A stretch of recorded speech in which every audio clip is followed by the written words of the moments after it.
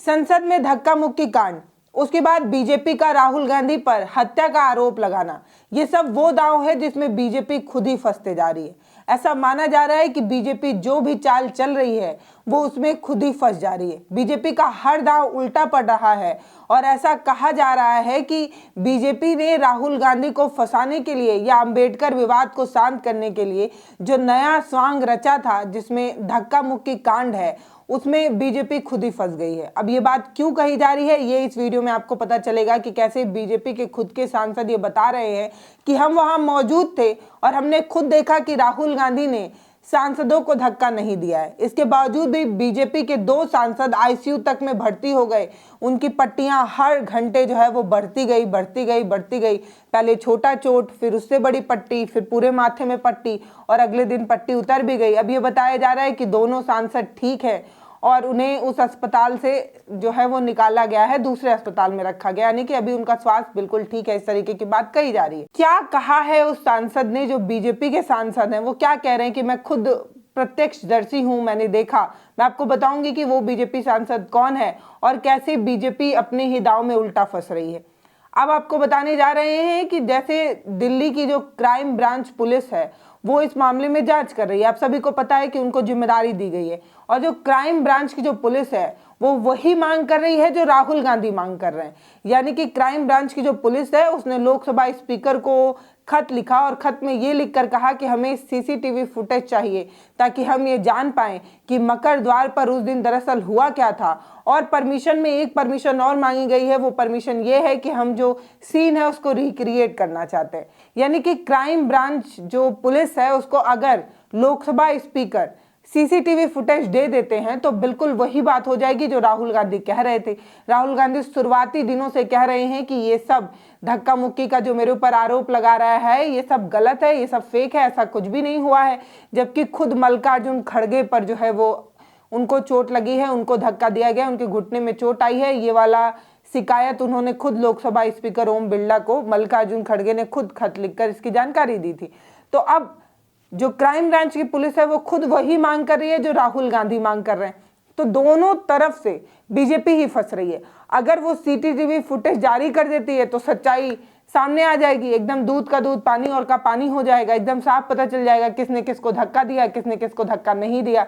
और अगर CCTV footage जारी नहीं होता है, जैसा कि बीजेपी की तरफ से सूत्रों से ये पता चला है कि बीजेपी लोकसभा स्पीकर से इस बात की गुहार भी लगा रही है कि जो सुरक्षा है उसको ध्यान में रखते हुए सीसीटीवी फुटेज पुलिस को ना दिए जाएं। तो अगर बीजेपी का ये जो मांग है वो लोकसभा स्पीकर मान जाते हैं तो आप समझ जाइएगा कि जरूर दाल में कुछ काला है, क्योंकि बीजेपी खुद कह रही है कि राहुल गांधी ने धक्का दिया। अगर राहुल गांधी ने धक्का दिया है तो वो फुटेज, जो सीसीटीवी फुटेज है, वो जनता के बीच आना चाहिए। एटलीस्ट पुलिस को तो दे ही दीजिए, पुलिस जांच कर ले और पता लगा ले कि राहुल गांधी ने धक्का दिया है या नहीं। आखिर ऐसा क्या है उस सीसीटीवी फुटेज में जो बीजेपी जनता के सामने नहीं लाना चाहती, पुलिस को नहीं देना चाहती? अगर सीसीटीवी फुटेज जनता के बीच आती है तो सुरक्षा को लेकर मान सकते हैं कोई सवाल खड़ा हो सकता है, लेकिन खुद क्राइम ब्रांच की पुलिस को अगर फुटेज ना दिया जाए तो समझ जाइएगा कि ये जो स्वांग है, ये जो नौटंकी है वो रची गई है। अब ये नौटंकी क्यों रची गई है, बहुत सारे लोग ये जानते हैं और जो नहीं जानते हैं उनको ये बता देना है कि दरअसल 17 दिसंबर को संविधान पर चर्चा हो रही थी। विपक्ष का जवाब देने के लिए अमित शाह राज्यसभा में खड़े होते हैं और वो ये कहते हैं कि विपक्ष आजकल अंबेडकर अंबेडकर अंबेडकर अंबेडकर अंबेडकर अंबेडकर 6 बार बोलकर ये कहते हैं कि अंबेडकर का नाम लेना फैशन हो गया है। अगर अंबेडकर का नाम जितना लिया जा रहा है उतना भगवान का लिया जाता तो शायद स्वर्ग मिल जाता। इस तरीके का उन्होंने ये जो बयान दिया, उसके बाद विवाद छिड़ गया। इसी विवाद में विपक्ष जो है वो आंदोलन कर रहा था। आंदोलन करने के लिए वो लोकसभा के गेट के मकर द्वार के सामने जो है वो आंदोलन कर रहा था। इसी बीच बीजेपी के कुछ सांसद जो है वो भी आंदोलन करने लगे और इन दोनों आंदोलनों के बीच एक ऐसी तस्वीर सामने आई जिसमें ये पता चला कि 2 सांसदों को राहुल गांधी ने धक्का दिया है और वो आईसीयू में भर्ती हो गए हैं। बस यही पूरा विवाद है। अब ये जानिए कि इस विवाद की कहानी कहाँ से शुरू होती है। और अब एक बात और आपको बता दूं कि ये जो पूरा विवाद हुआ इसमें एक सवाल खड़ा होने लगा, वो ये कि संसद की सुरक्षा के लिए जो सीआरपीएफ के जवान होते हैं वो कहाँ थे उस वक्त, उन्होंने क्यों नहीं रोका जब इस तरीके का बड़ा बवाल हो रहा था, 2 सांसद आपस में भिड़ रहे थे, कोई जान लेना चाह रहा था, कोई जान देना चाह रहा था, इस तरीके की चीजें हो गई। तो सुरक्षा के लिए जो बल इंतजामात किए गए हैं सीआरपीएफ के, वो लोग कहाँ थे?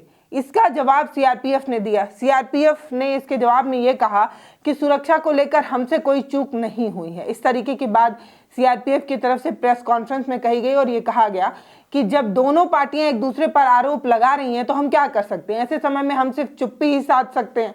यानी कि सीआरपीएफ ने ये एक तरफ इशारा करके ये बात साफ की है कि उन्होंने देखा तो सब कुछ है, लेकिन अब दोनों पार्टियां एक दूसरे पर आरोप लगा रही हैं तो वो कर ही क्या सकते हैं। उन्होंने कहा कि सुरक्षा की जिम्मेदारी हमारी इतनी है कि हमने कोई हथियार अंदर आने नहीं दिया। आपको किसी हथियार के बारे में पता चला? कोई हथियार अंदर तो आया नहीं। तो हमने सुरक्षा की पूरी व्यवस्था की है, और अगर दोनों पार्टियां के अलग अलग सांसद एक दूसरे पर आरोप लगाएंगे तो हम क्या कर सकते हैं? हम तो चुप्पी ही साध सकते हैं ऐसे मामलों में।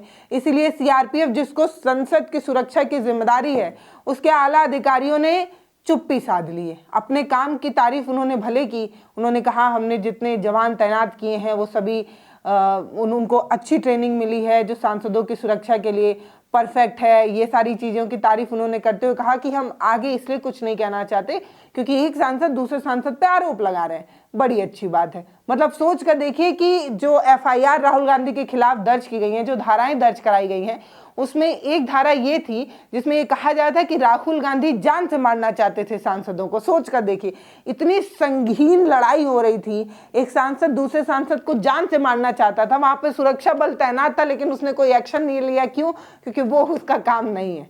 इसको आप कैसे देखते हो, आप हमें जरूर बताइएगा। अब हम बात करने जा रहे हैं आज की। आज दरअसल क्राइम ब्रांच पुलिस जो है वो जांच करने के लिए संसद भवन जा सकती है। उसने लोकसभा स्पीकर को खत लिखा है, खत में कई डिमांड की हैं, और इस डिमांड के परमिशन पर अगर मोहर लग जाती है, लोकसभा स्पीकर अगर जाने देते हैं, तो सबसे पहले जो क्राइम ब्रांच की जो पुलिस है वो उस जगह पर पहुंचेगी, मकर द्वार पर, और वहां पर सब कुछ देखेगी। फिर दूसरा उनका डिमांड है कि वो सीसीटीवी फुटेज मांग रही है। अगर सीसीटीवी फुटेज मिल गया तो बल्ले बल्ले, मतलब सब कुछ सामने आ जाएगा, और अगर नहीं मिला तो मैंने आपको बताया ही। इसके अलावा एक बात और है, वो सीन रिक्रिएट करना चाहते हैं, यानी कि वो जो कुछ भी उस दिन हुआ था वो फिर से वैसा ही सब कुछ करने की तैयारी क्राइम ब्रांच पुलिस की है। लेकिन अब यही बात है कि लोकसभा स्पीकर इसकी इजाजत देते हैं या नहीं। अब हम बात करने जा रहे हैं उस सांसद की जो खुद बीजेपी के सांसद हैं, और वो कह रहे हैं कि हम वहां मौजूद थे लेकिन राहुल गांधी ने धक्का नहीं दिया। वो क्या कह रहे हैं साक्षर हम आपको बताएंगे, उसके बाद हम उनका वीडियो भी आपको दिखाएंगे। उसके बाद आप मुझे बताइएगा कि क्या सच में बीजेपी अपने ही चले हुए दांव में फंस गई है, क्योंकि उन्होंने ये सोचा कि अंबेडकर को लेकर देश भर में विवाद तो छिड़ ही रहा है। ऐसे में ये विवाद और टूट ना पकड़े, विपक्ष के हंगामे के बाद और सुर्खियां विपक्ष ना बटोर ले, तो ऐसे में एक नया जो है वो चाल चल देते हैं, एक नए तरीके से जो है ध्यान भटका देते हैं। और ध्यान भटकाने के पैटर्न में उन्होंने जो नियम अपनाया, ये जो तरीका अपनाया, उसमें बीजेपी खुद फंस गई। तो अब हम बताने जा रहे हैं, बीजेपी के एमपी हैं राजकुमार रोत। ये बांसवाड़ा ढिंगुरपुर से आते हैं। ये एमपी का एक इलाका है बांसवाड़ा ढिंगुरपुर, वहां से ये एमपी हैं बीजेपी के। उन्होंने कहा मैं प्रत्यक्षदर्शी हूं, मैं वहां मौजूद था, मैंने देखा वहां पर क्या हुआ। वो कहते हैं कि सभी पार्टियां का हम सम्मान करते हैं, और लोकतंत्र में इस तरीके से सभी पार्टियों का सम्मान होना भी चाहिए। और लोकतंत्र वही है जिसमें सत्ता जो है वो विरोध नहीं करती है, विपक्ष विरोध करता है, विपक्ष रैलियां करता है, विरोध करता है। विपक्ष का ये काम है, विपक्ष का ये अधिकार है।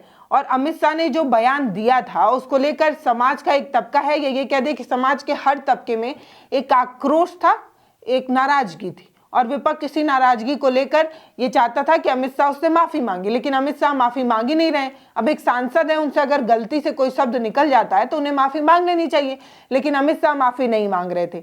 इसी चीज को लेकर विपक्ष यानी कि कांग्रेस वाले शांति से प्रोटेस्ट कर रहे थे।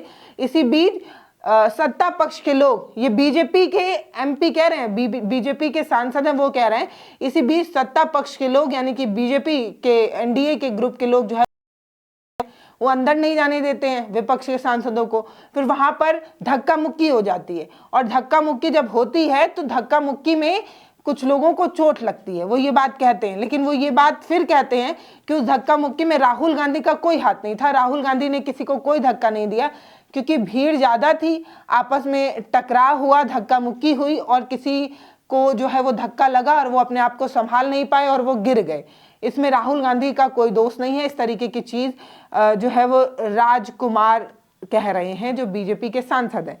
उन्होंने क्या कहा वो मैं आपको बताती हूँ। उन्होंने कहा कि दोनों तरफ से सांसद जो है वो सामने थे, कांग्रेस के सांसद को जो है वो अंदर जाने नहीं दे रहे थे बीजेपी के सांसद, इसी में जो है वो धक्का मुक्की हुई, जो सांसद गिर गए, हमें खेद है, उन्हें चोट लगी है और उन्हें चोट जो लगी है उसके लिए हमें बहुत दुख है, लेकिन राहुल गांधी का इससे दूर दूर तक कोई लेना देना नहीं है। बीजेपी सांसद ने वो बात कह दी है जो लगातार कांग्रेस भी कह रही है और कांग्रेस के अलायंस भी कह रहे हैं। एनडीए ग्रुप भी लगातार यही बात कह रहा है कि अगर राहुल गांधी ने धक्का दिया तो सीसीटीवी फुटेज जो है वो रिलीज करिए। वही बात बीजेपी के सांसद भी जो है राजकुमार रोत वो भी कह रहे हैं कि संसद के हर कोने कोने पे, चप्पे चप्पे पे कैमरे लगे हुए हैं। अगर यहाँ पर एक तिल्ली भी गिरती है तो सबको पता चल जाता है। यहाँ का हर एक एंगल जो है वो शूट किया जाता है, 24 घंटे कैमरे की निगरानी में होता है। ऐसे में वो जो सीसीटीवी फुटेज है उसको रिलीज करना चाहिए ताकि सच्चाई जो है वो सामने आ जाए।